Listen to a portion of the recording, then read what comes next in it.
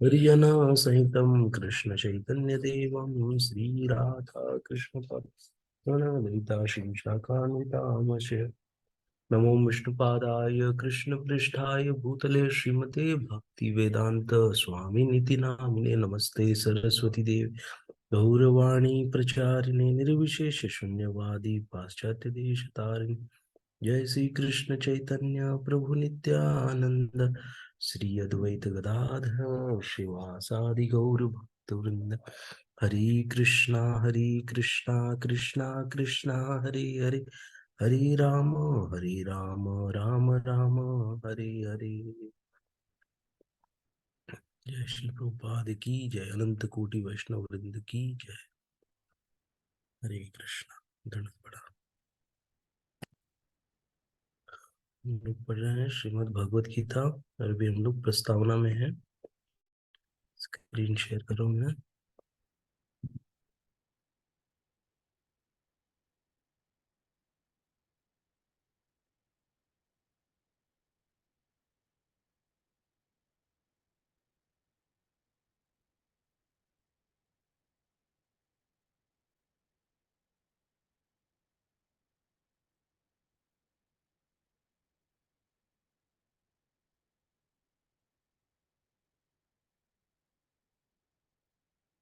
प्रस्तावना काफी बड़ा है।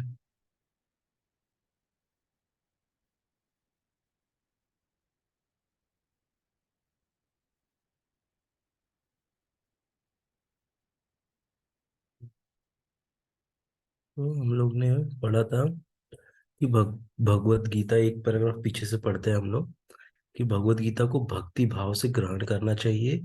किसी को यह नहीं सोचना चाहिए कि वह कृष्ण के तुल्य है। नहीं, ये सोचना चाहिए कि कृष्ण सामान्य पुरुष है या कि एक महानतम व्यक्ति है। भगवान श्री कृष्ण साक्षात पुरुषोत्तम भगवान है। अतएव भगवत गीता के कथनानुसार या भगवत गीता को समझने का प्रयास करने वाले अर्जुन के कथनानुसार हमें सिद्धांत रूप में कम से कम इतना तो स्वीकार कर लेना चाहिए कि श्री कृष्ण भगवान है। न सिद्धांत के रूप में, अगर हो सकता है अभी हमारी श्री कृष्ण पे आस्था नहीं है, लेकिन सिद्धांत के तौर पे हमको मान लेना चाहिए कि भगवान श्री कृष्ण ही भगवान है। और उसी विनीत भाव से हम भगवत गीता को समझ सकते हैं। जब तक कोई भगवत गीता का पाठ विनम्र भाव से नहीं करता, तब तक उसे समझ पाना अत्यंत कठिन है, क्योंकि यह एक महानतम रहस्य है, महान रहस्य है। हाँ, बहुत गुह्य है। श्री प्रभुपाद जी की कृपा से ये हमको थोड़ा समझ में आ रहा है पढ़ने से। हाँ? लेकिन ये बहुत बड़ा रहस्य है। हाँ? एक ही है कि एक विनम्र भाव लेकर आना, और विनीत भाव, विनम्र भाव से समझना। दूसरा कि हमको भगवान श्री कृष्ण को भगवान मानना। ये दो चीज याद रख के हमको आगे बढ़ना है। ठीक है, तो पहले ये बेस सब सेट हो रहा है। भगवत गीता समझने के लिए बेस का निर्माण हो रहा है। तो भगवत गीता है क्या? भगवत गीता का प्रयोजन मनुष्य को, क्योंकि कैसे ना, विनम्र नहीं रहेंगे ना, तो हम लोग जो कुछ पढ़ेंगे उसमें से गलतियां ढूंढेंगे। जब जो व्यक्ति विनम्र रहता है ना, तो वो क्या रहता है, वो गलतियां नहीं ढूंढता है, वो खुद में गलतियां देखता है, दूसरों में गलती नहीं देखता, क्योंकि विनम्र है वो ना। ऐसे है। नहीं तो हम लोग शास्त्र में सब में गलतियां ढूंढने लग जाएंगे। इसलिए विनम्र भाव जरूरी है ये सुनते वक्त, कि हमको कोई शंका कुशंका ना आए। आए तो उसका निवारण कर लेना चाहिए। लेकिन एज इट इज हमको समझना है। जैसे बता रहे हैं यहाँ पर श्रील प्रभुपाद जी बताए हैं, भगवान जैसे बोल रहे हैं, उसी के हिसाब से हमको समझना है। समझ में नहीं आ रहा है तो सुनना चाहिए हमको, हाँ? जितना ज्यादा सुनेंगे उतना समझेंगे। और हमको प्रतीक्षा भी करनी है ना, भगवान की कृपा की प्रतीक्षा। क्योंकि ये शास्त्र है। शास्त्र कैसे उजागर होगा? जब भगवान हमारे ऊपर कृपा करेंगे ना, तब हमको सब समझने लग जाएगा। तो कृपा का वेट भी करना है। वो कृपा मिलेगी कैसे? सेवा से। है? जो हम कर रहे हैं उसी से हमको कृपा मिलेगी। ठीक है, तो जो सेवा क्या है? हरे कृष्ण महामंत्र का जप करना, श्रवण करना, शास्त्रों को पढ़ना, ये भी एक सेवा है ना। और फिर उसको दूसरों को सुनाना। उसको कीर्तन, ये भी कीर्तन है। कथा दूसरों को बताना, सुनाना, जो भी हम स्टोरी सुनते हैं उसको सुनाना। तो इससे हमको ये भगवान की कृपा मिलेगी, जिससे कि हम शास्त्रों को समझ पाएंगे। हम्म। तो भगवत गीता है क्या? भगवत गीता का प्रयोजन मनुष्य को भौतिक संसार के अज्ञान से उबारना है। प्रत्येक व्यक्ति हाँ,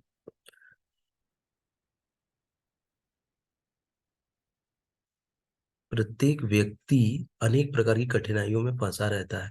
जिस प्रकार अर्जुन भी कुरुक्षेत्र के युद्ध में के लिए करने के लिए कठिनाई में था, अर्जुन ने श्री कृष्ण की शरण ग्रहण कर ली। फलस्वरूप इस भगवत गीता का प्रवचन हुआ। न केवल न केवल अर्जुन, वरन हम में से प्रत्येक व्यक्ति इस भौतिक अस्तित्व के कारण चिंताओं से पूर्ण है। हमारा अस्तित्व ही अनअस्तित्व के परिवेश में है। वस्तुतः हमें अनअस्तित्व से भयभीत नहीं होना चाहिए। हमारा अस्तित्व सनातन है, लेकिन हम किसी न किसी कारण से असत में डाल दिए गए हैं। असत का अर्थ है उससे है जिसका अस्तित्व नहीं है। कष्ट भोगने वाले अनेक मनुष्यों में केवल कुछ ही ऐसे हैं जो वास्तव में यह जानने की जिज्ञासु हैं कि वे क्या हैं, और वे इस विषय स्थिति में डाल दिए गए हैं आदि आदि। जब तक मनुष्य को कष्टों के विषय में जिज्ञासा नहीं होती, तब तक उसे यह अनुभूति नहीं होती कि वह कष्ट भोगना वह कष्ट भोगना नहीं है, अभी तो सारे कष्टों का हल ढूंढना है। तब तक उसे सिद्ध मानो नहीं समझना चाहिए। मानवता तभी शुरू होती है जब मन में इस प्रकार की जिज्ञासा उदित होती है। ये हमने पढ़ा था, ऐसे लग रहा है मुझे। एक सेकेंड। भगवान कृष्ण का पाषाण का अर्जुन समस्त विद्या से मुक्त था। भगवत गीता की 5 मूल्य सत्यों, क्या सत्यों का, नहीं, ये हमने पढ़ लिया था। ना 5 चीजों पे पूरा भगवत गीता डिस्कस हुआ है ना। 5 चीजें क्या क्या है? जीव, ईश्वर, प्रकृति, काल और कर्म। हाँ, इन पांचों के इर्द गिर्द पूरा भगवत गीता बोला गया है। हाँ, तो ये हमने पढ़ लिया था। तो फिर भगवान कहते हैं कि वह परमेश्वर की अध्यक्षता में कार्य करती है। कौन? प्रकृति ना। मैया अध्यक्षेण प्रकृति सूयते सचराचर। भगवान कृष्ण कहते हैं भौतिक प्रकृति मेरी अध्यक्षता में कार्य करती है ना। और ये हमने भी फिर, हुआ था। हाँ, ये भी इसके हुआ। आगे आ गए। हाँ, इसके यस यस आगे यस। वो भगवान, हाँ, एक चालक की तरह रहता है। हाँ हाँ, तो वही चालक का हमने देखा था एग्जाम्पल हाँ भी। हाँ हाँ, बराबर। ये वही हमने से पढ़ चालू कर। लिया। यहीं से शायद होगा चालू, बीच में से। हम्म, यहीं से करते हैं हम लोग। जब हम दृश्य जगत में विचित्र विचित्र बातें जब हम दृश्य जगत में विचित्र विचित्र बातें घटते देखते हैं, तो हमें यह जानना चाहिए कि इस जगत के पीछे नियंता का हाथ है। बिना नियंत्रण के कुछ भी हो पाना संभव नहीं। नियंता को न मानना बचपना होगा। उदाहरणार्थ, एक बालक सोच सकता है स्वचालित यान विचित्र होता है क्योंकि वह बिना घोड़े के या खींचने वाले पशु से चलता है।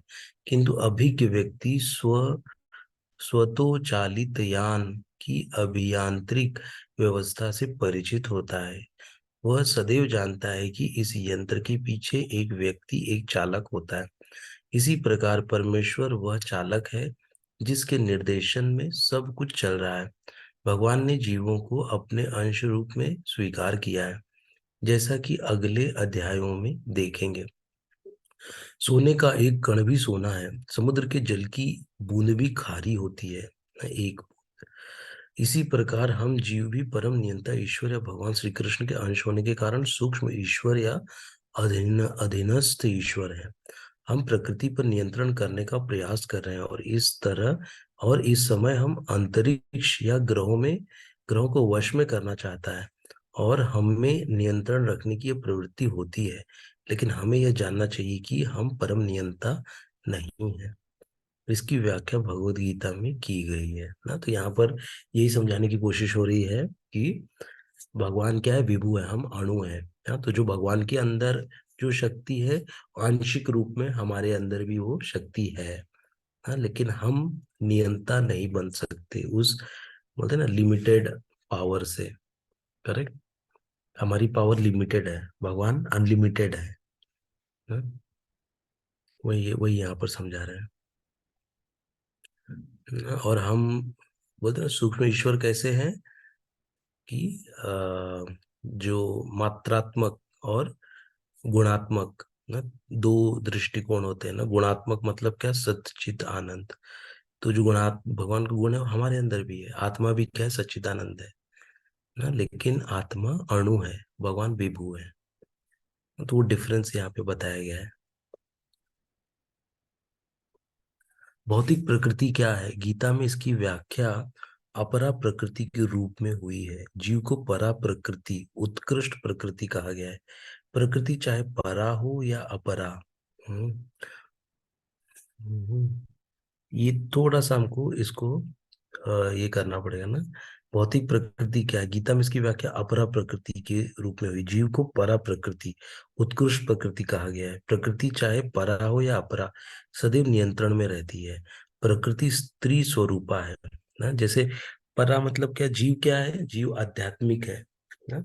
जीवात्मा जो है वो आध्यात्मिक है। ये शरीर ये है ना, अपरा है। लेकिन जो जीव है वो क्या है, आध्यात्मिक है। तो आध्यात्मिक शक्ति को पराशक्ति कहते हैं। अपरा यानी जो भौतिक प्रकृति है, जो विनष्ट हो जाती है। हम्म, ठीक है। प्रकृति चाहे परा हो या अपरा, सदैव नियंत्रण में रहती है। प्रकृति स्त्री स्वरूपा है और वह भगवान द्वारा उसी प्रकार नियंत्रित होती है जिस प्रकार पत्नी अपने पति द्वारा। प्रकृति सदैव अधीन रहती है, उस पर भगवान का प्रभुत्व रहता है, क्योंकि भगवान ही अध्यक्ष है। जीव तथा भौतिक प्रकृति दोनों ही परमेश्वर द्वारा अधिशासित एवं नियंत्रित होते हैं। गीता के अनुसार यद्यपि सारे जीव परमेश्वर के अंश हैं, लेकिन वे प्रकृति ही माने जाते हैं। इसका उल्लेख भगवत गीता के 7वें अध्याय में हुआ है। अपरियामितस्तवन्याम, यह भौतिक प्रकृति मेरी अपरा प्रकृति है। प्रकृति विद्धि में परा, जीव भूताम महाबाहो ययेदम धार्यते जगत। लेकिन इससे भी परे दूसरी प्रकृति है, जीव भूताम अर्थात जीव है। हम्म।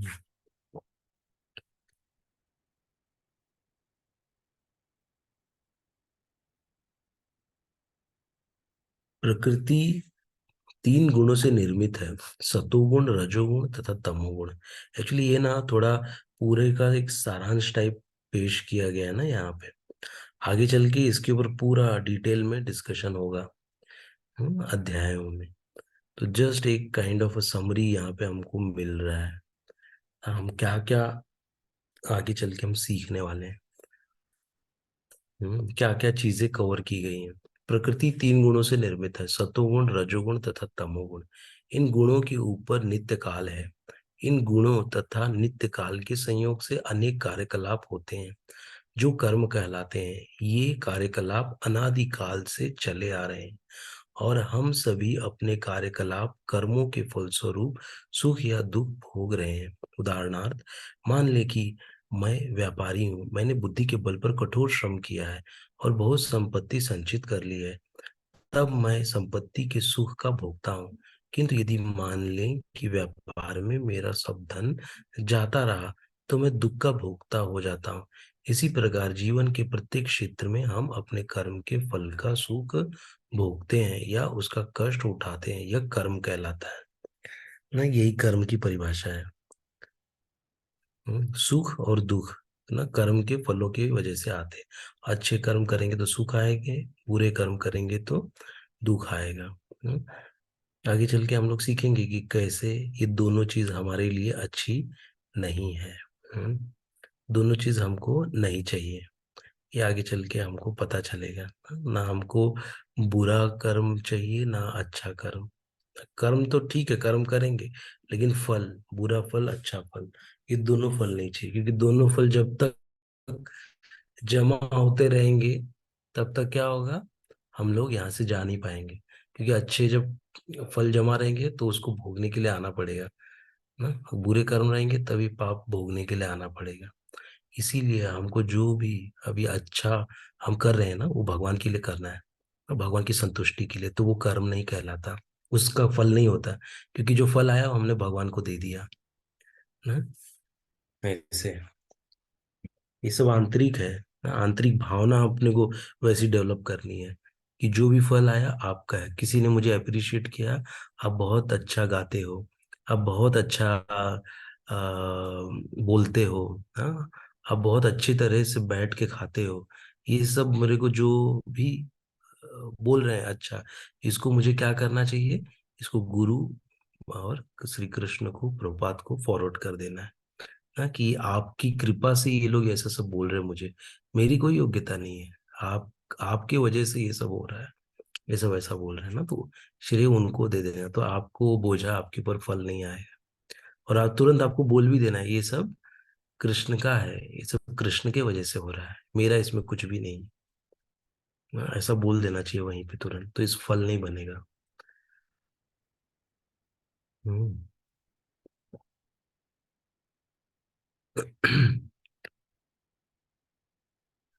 फिर है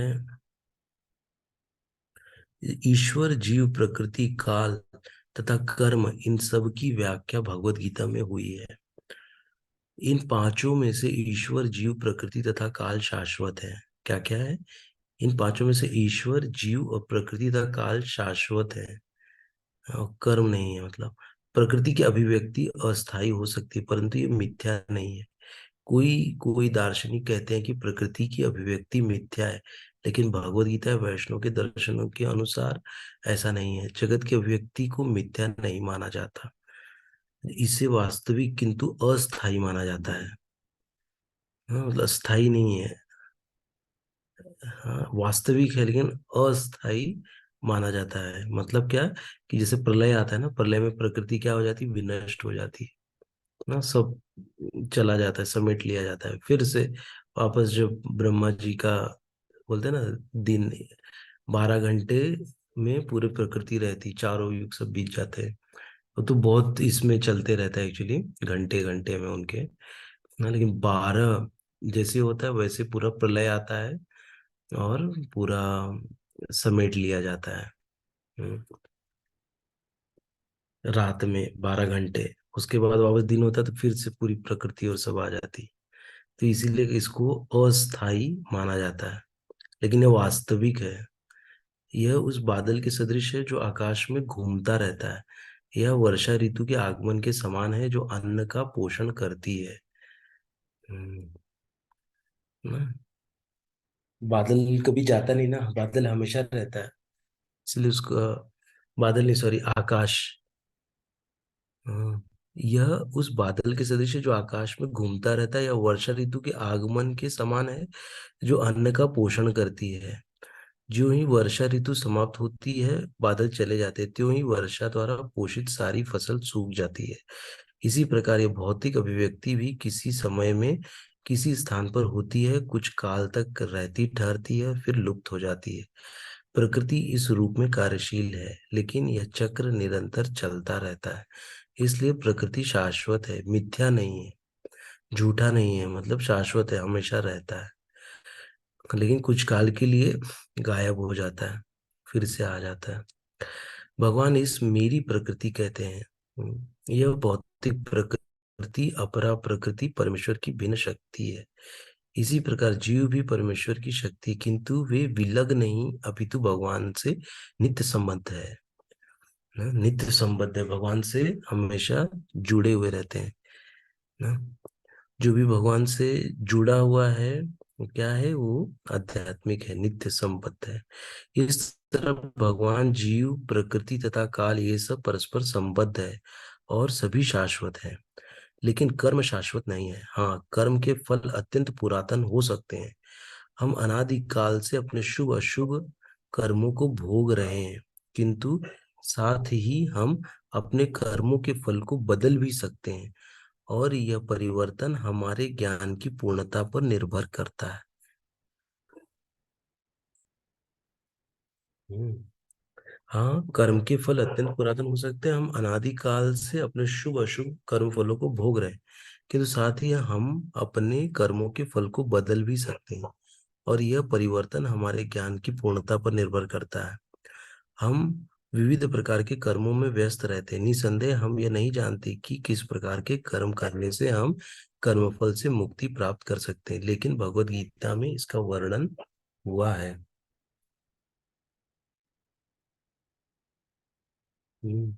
ईश्वर अर्थात परम ईश्वर परम चेतना स्वरूप है। जीव भी ईश्वर का अंश होने के कारण चेतन है। जीव तथा भौतिक प्रकृति दोनों को प्रकृति बताया गया है, अर्थात वे परमेश्वर की शक्ति है। किंतु इन दोनों में से केवल जीव चेतन है, दूसरी प्रकृति चेतन नहीं है। यही अंतर है। इसलिए जीव प्रकृति परा या उत्कृष्ट कहलाती है, क्योंकि जीव भगवान जैसी चेतना से युक्त है, लेकिन भगवान की चेतना परम है। और किसी को यह नहीं कहना चाहिए कि जीव भी परम चेतन है। जीव कभी भी, यहाँ तक कि अपनी सिद्धि अवस्था में भी परम चेतन नहीं हो सकता। और यह सिद्धांत भ्रामक है कि जीव परम चेतन हो सकता है। वह चेतन तो है, लेकिन पूर्ण या परम चेतन नहीं। हाँ, चेतन मतलब क्या है कि कुछ ना कुछ, अगर जीव रहेगा या आत्मा रहेगी तो कुछ ना कुछ चेंजेस दिखेंगे ना। अगर वृक्ष के रूप में है ना, छोटे पौधे के रूप में देखिए, धीरे धीरे धीरे बड़ा होते रहे, मतलब उसमें आत्मा है, इसलिए वो बढ़ रहा है, चेतन है। हाँ, लेकिन परम चेतन नहीं हो सकता। परम चेतन भगवान ही है ना। आज हम लोग शायद यहीं तक करते हैं, हम लोग अभी थोड़ा और पढ़ लेते हैं। जीव तथा ईश्वर का अंतर भगवत गीता के 13वें अध्याय में बताया गया है। ईश्वर क्षेत्रज्ञ या चेतन है, जैसा कि जीव भी है, लेकिन जीव केवल अपने शरीर के प्रति सचेत रहता है।